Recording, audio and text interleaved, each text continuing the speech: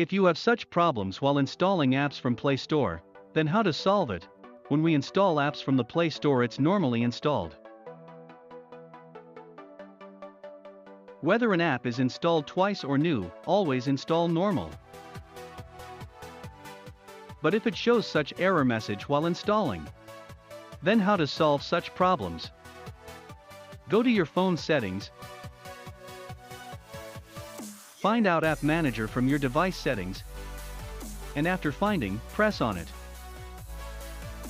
You can see all the apps installed on your phone here.